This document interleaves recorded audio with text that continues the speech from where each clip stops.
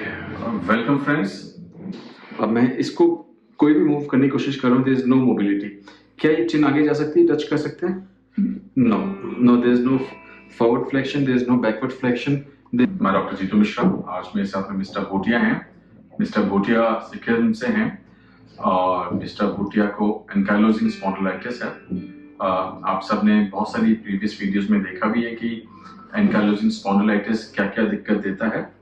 अब मैं I will ask Mr. Bhutia to explain how long you've been suffering and how do you manage, what are your treatment protocols, how are you living your life, what is the quality of life that you lead, and anything else that you want to share with the viewers who may be suffering with the ankylosing.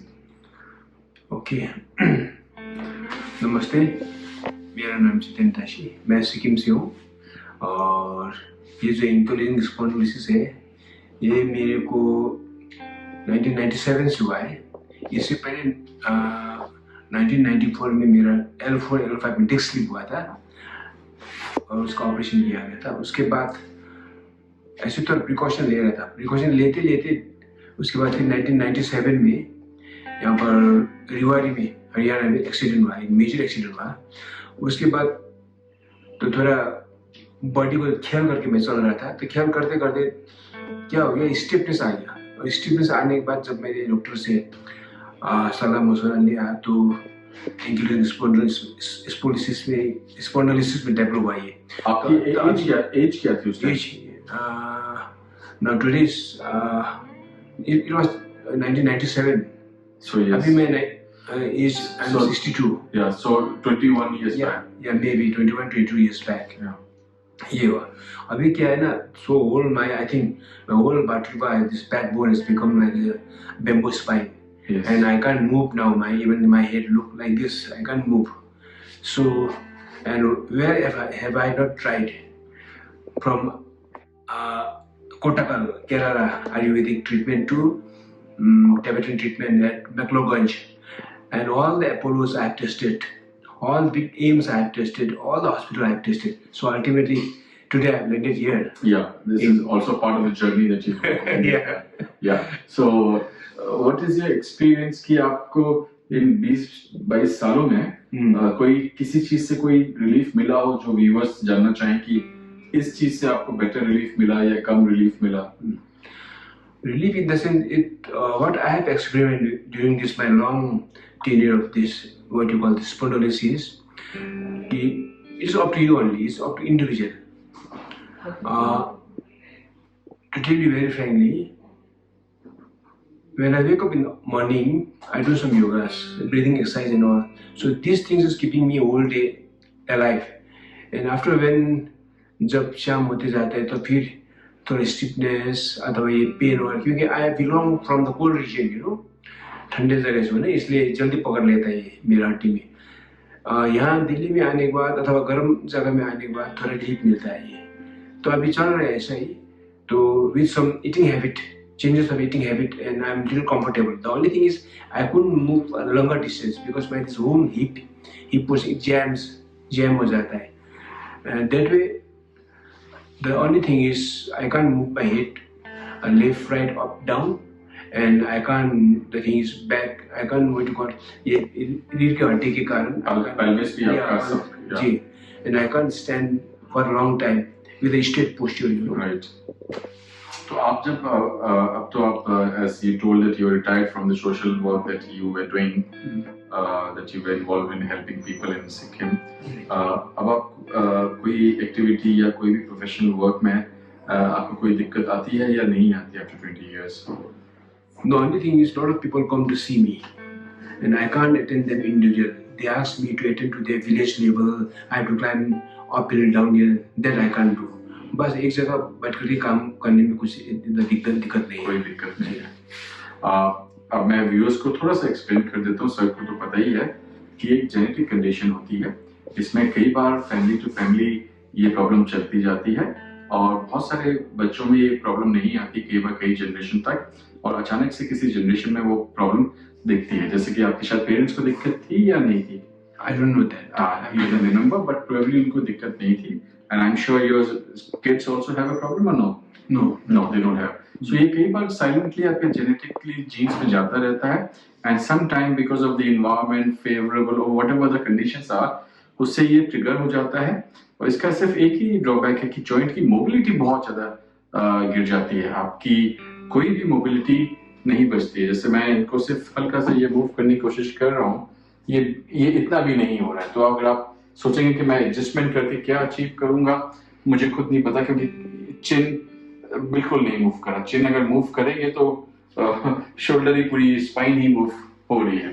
तो मैं वो सारे joints खोलूंगा जो खुल सकते हैं. Unnecessary इन patients में इस तरह से कोई भी थ्रस्ट देना, किसी भी तरह से उसको स्ट्रेस आउट करना पेन बढ़ाने वाली बात है. तो we have to be very careful कि हम कोई भी ऐसा हाई वेलोसिटी थ्रस्ट ना दें या कोई भी ऐसा मैन्यूवर ना करें.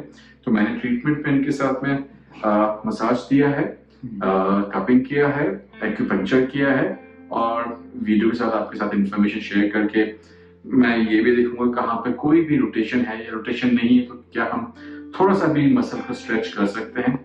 सोच के तो सब लोग यही आते हैं कि जॉइंट खुलेगा, बट जॉइंट खुलने के लिए आपको हमें जॉइंट में स्पेस देना पड़ेगा. जॉइंट में कोई भी वर्टिब्रल स्पेस नहीं बची हुई है, जिसको सैक्रलाइजेशन बोलते हैं या बैम्बू स्पाइन बोलते हैं, जिसको आपने बोला.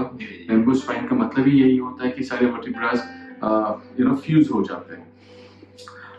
Now let's see and watch the video till the end कि मैं क्या कर सकता हूँ. So just lie down on your back. Yeah. Now again, now this will not touch the floor. Yes. I will let you. Go a little up, higher. I've raised this, don't worry. Just push yourself up. You can rest your neck. Right. Yes, थोड़ा सा just for a second. अब ये देख सकते हैं, this is the post. अब मैं इसको कोई भी मूव करने की कोशिश कर रहा हूँ, देयर इज नो मोबिलिटी. क्या ये चिन आगे जा सकती है, टच कर सकते हैं? No, there is no forward flexion, there is no backward flexion, there is no sideways flexion. I can't do anything. So we will leave the neck part. Dorsal हमें पता ही है. Let's check the pelvic part, lower back part. सब इधर turn करेंगे, और जब सैक्रलाइज नेक को, स्पाइन को आप होल्ड करते हैं, उसका वेट भी बहुत ज्यादा होता है. और यस, अब हम ये देख सकते हैं कि इनकी कम से कम लोअर बैक बेंड हो रही है. नी यानी कि हिप फ्लेक्शन काफी अच्छा हो रहा है. सो आई एज्यूम कि मैं इनकी लोअर बैक थोड़ा सा खोल पाऊंगा. Easy, relax. सही वाला हाथ भी दे दीजिए. I know, easy. So I apply the thrust. There is no opening of the joint other side से. तो हम ये देखेंगे कि अगले 3, 4, 5 सेशन में कितने जॉइंट्स और खुलते हैं.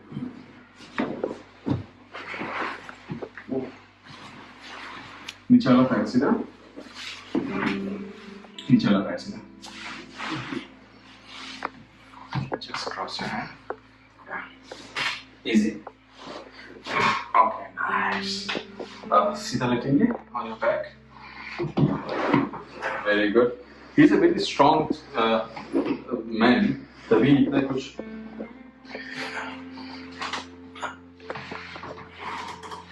easy. लोअर बॉडी में कहीं भी कोई इशू नहीं है. सिर्फ इनके स्पाइन ही सैक्रलाइज्ड है. और एंकाइलोजिंग स्पॉन्डिलाइटिस आपके स्पाइन और वेट बेयरिंग जॉइंट्स को इफेक्ट करता है, पेल्विस एंड हिप जॉइंट तक. इनके हिप जॉइंट्स भी ठीक हैं.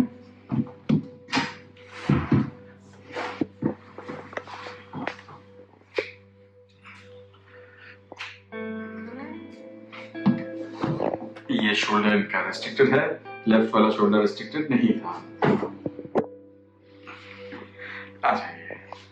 I can get up, sir. हाँ, so इनका समझें कि गर्दन से लेके कमर तक का जो स्पाइन का पार्ट है, जिसमें 33 वर्टिब्रा होती हैं, वो अब 33 नहीं रही. देखने में 33 दिखेंगी, लेकिन वो एक बन चुकी है ऊपर से लेके नीचे तक. तो ना इनकी गर्दन आगे जाती है, ना पीछे जाती है, ना साइड में जाती है. कहीं कोई रोटेशन या कुछ नहीं है.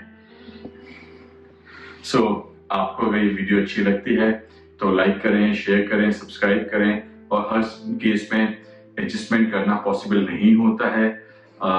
कई केसेस में हमने दिखा है एनकार्डियोलॉजी में जहाँ पे हम नेक ओपन कर पाते हैं, डॉर्सल ओपन कर पाते हैं और काफी सारी चीजें बेटर कर पाते हैं। बट मिस्टर भूटिया के केस में स्पाइन पूरी सेक्टरलाइज्ड है, तो हम कोशिश कर रहे हैं कि जितना हम डिग आउट करके मसल्स को, टिश्यूज को रिलीज करके जितना हम बेटर फील करा सकते हैं वो हम करेंगे। और हमें ये पता है कि हम इसको बिल्कुल भी नहीं छेड़ेंगे, ना कुछ इश्यूज करेंगे ताकि इनको दिक्कत बढ़ ना जाए।